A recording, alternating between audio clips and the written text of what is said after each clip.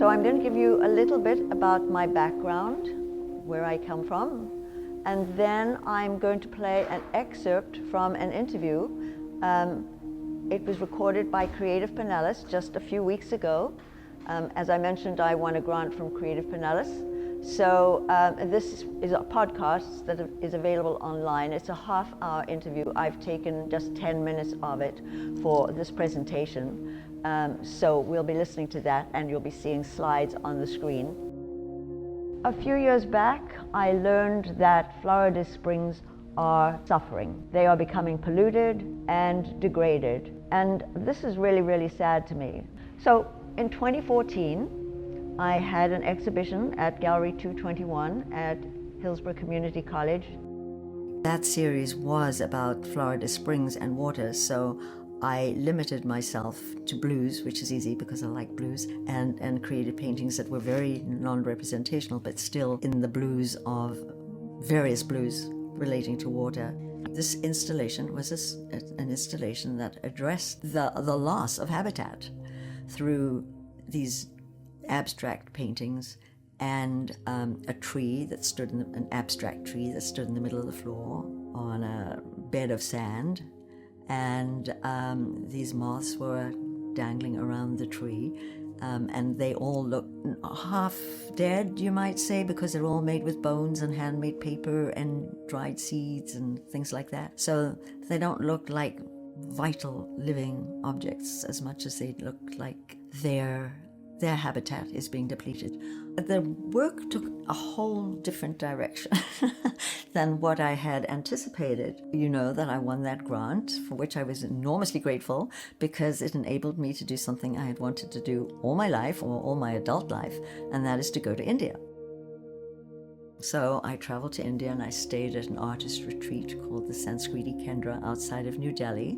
And I thought all my work would focus on the Yamuna River, which is the most polluted river in India, and it happens to run through New Delhi. But when I arrived at the Sanskriti Kendra, I was so impressed by these trees that were so beautifully tended throughout their 4 acres of property, that were labeled in Hindi and English, and that were surviving in spite of the horrendous smog in that area that descends at night, and in spite of the polluted water.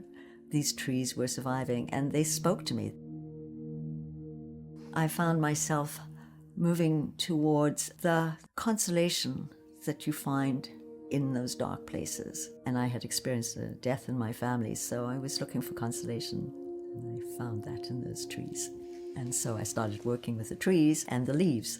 For the very first time probably since I was at art school, I was working completely representationally. Paints were confiscated on the way over to India. My 23 tubes of oil paints were confiscated by the airlines. So I didn't have my paint. So what I did is I took beautiful golden color earth and I baked it to get rid of any impurities in the microwave, and then I sifted it with a mosquito net that I happened to find in my room. I had the soil, beautiful color, that was going to be my pigment, and to the art supply store to buy medium to mix with the pigment, and that became my paint. And then I found a source for beautiful Indian handmade paper. So the ground was the soil, and then I took the leaves and I placed them on the soil, and I traced very meticulously around those leaves, different trees, and painted them black on these golden surfaces.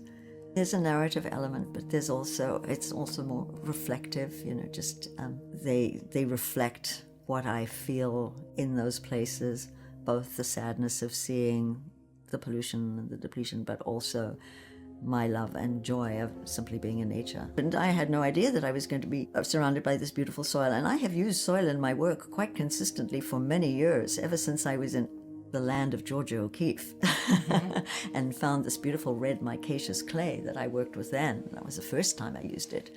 And so I've been using it off and on in different places ever since. And here was the soil that was this beautiful golden colors. Of course, it was instinctive. It wasn't logical. It wasn't something I thought, okay, I have this pain and I have to find a way. It wasn't anything like that. It was just instinctive. The trees spoke to me in this way that became a healing act of placing the leaves down and tracing around them, that was a healing act. And using the soil, dust to dust and ashes to ashes and all that, none of that I thought about at the time, but retrospectively, of course, I've considered that. And I actually recently came back from Mexico. I was an artist retreat in Mexico, and I took this work to Mexico with me, the series, and I worked there to finish it and started a new series with watercolors this time. The pieces I just described are golden soil with black silhouettes of leaves.